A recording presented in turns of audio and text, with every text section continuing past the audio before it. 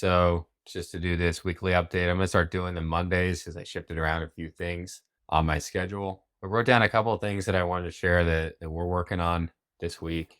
First thing is we've been trying to hire a lot of new cold callers. And I don't know if I mentioned this here before, but we hired people in Mexico, and that's been our main place we've been trying to source recently.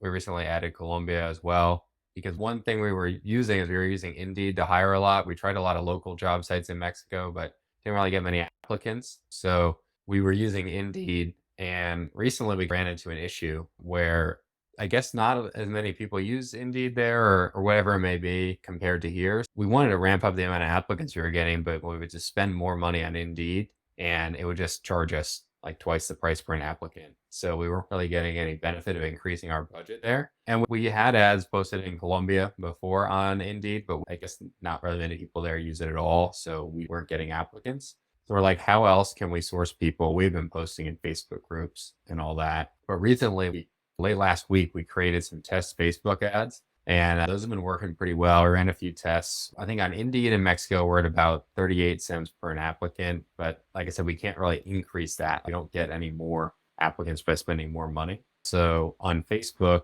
we've got them up in Colombia and Mexico. Right now, we're at 25 cents per an applicant on Facebook in Mexico and 13 cents in Colombia. We'll see over the course of next week. I'll keep everyone posted like how qualified those candidates are. But what we've done is through high level. So people apply, they just fill out a little lead form on Facebook and we automatically are sending them an email to complete the next steps and texting them. And then they're getting a reminder to do both of those the next day. Since they are not actively looking for a job, they're just seeing it on Facebook and applying. I think we need to be a little more aggressive on our follow-ups. We also then just implemented that same cadence for hiring for people applying Indeed. So before we were emailing them and sending them reminders that way, but now we're emailing and texting and sending a reminder the next day. So we'll see how that goes, but hopefully that increases our conversion rate of people who apply to who actually go through the whole process on Indeed. And I'll keep everyone posted how that works for hiring on using Facebook. So looks like our applicants are a little cheaper, but it's to be determined really the cost per qualified applicant. And we're tracking that metric.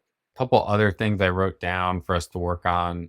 Looked at a lot of our numbers for the past, let's call it month and a half.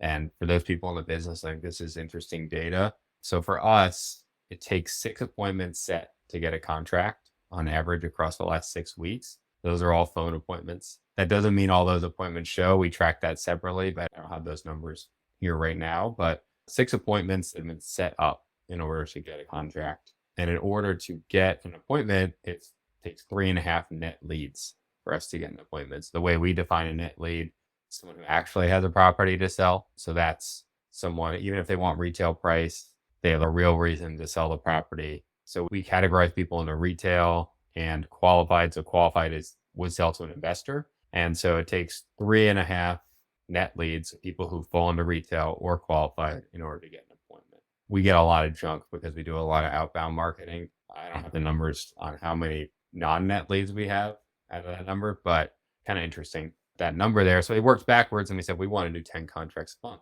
So if we want to do 10 contracts a month, that means we need to book 60 appointments a month, which means if it's 3.5 net leads to an appointment, that means we need to generate 210 net leads a month. And keep in mind, this is mostly texting and cold calling, what we're doing. That means we need to generate 53 net leads a week.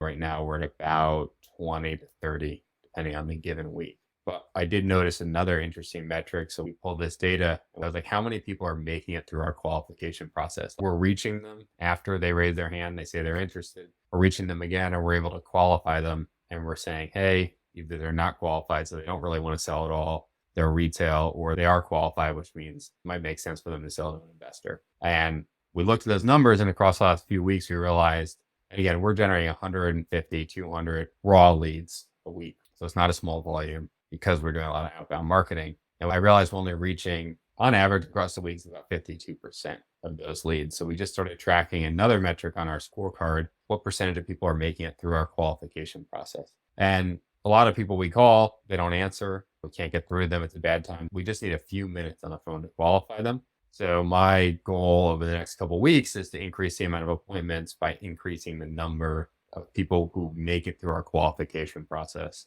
So a couple things that we've done to implement that is now we're tracking on our daily acquisitions.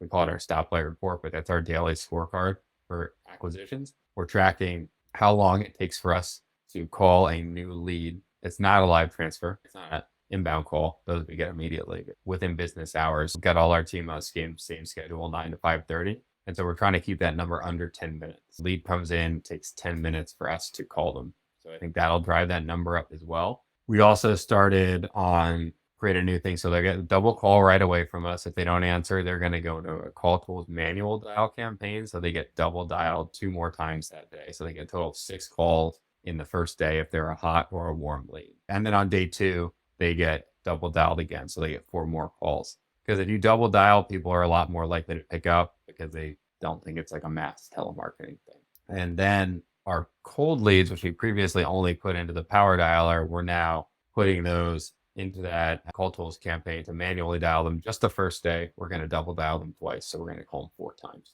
So we'll see how that works to raise our qualification rate, basically getting to those leads faster and double dialing them more. So I'll keep everyone posted how that works. It'll be interesting to track. We may try a few other things as well if that doesn't work to get that. We really want to get that number up that we put 75% of leads through our qualification process. That's my short-term goal. And then we'll adjust that number as time goes on. The last thing that we have going on is, I think I mentioned last week, we're implementing the company-wide power hour. So tomorrow is going to be our first one. So every single person on the team is going to get on the phone, call all the existing leads in our system and just say, hey, basically you spoke to us a while back. Are you even still interested in selling your property? Or they say something like, guessing that you decided not to sell that property. And then if the person has any level of interest, then they're going to alert one of the acquisitions guys on our team who's going to give them a call right away. So we're going to do that power hour. We're going to try the first one tomorrow, everyone in the company. So we'll have 10 people on there. Normally, just to put in perspective on the acquisition side, we have 2 people. So there's going to be a lot of calls. We'll have everyone calling, and we'll probably try to do that. Acquisitions is doing that already 5 days a week, twice a day. They're doing power hours just on the acquisitions team. But I think we're going to have the whole company-wide one at least 3 times a week, and we'll see how it goes. So I'll keep everyone posted on that. That's about all I got going on. Next week, I'll share how the new hiring changes are working for us. And we had a fairly slow November. October was good for us. We got back to normal 5 contracts November. I think we only had 1 contract in November. We actually had to cancel it when we went out there. It was in way worse condition than was told to us on the phone. But we are ready to hit December with the ground running. December's always been a better month for us than November. So we got some stuff on the market right now, some stuff in contract. So excited to get that closed and then hopefully crush 5 or 6 deals in December. So thanks everyone for tuning in. This one was long, but I wanted to explain what we were working on.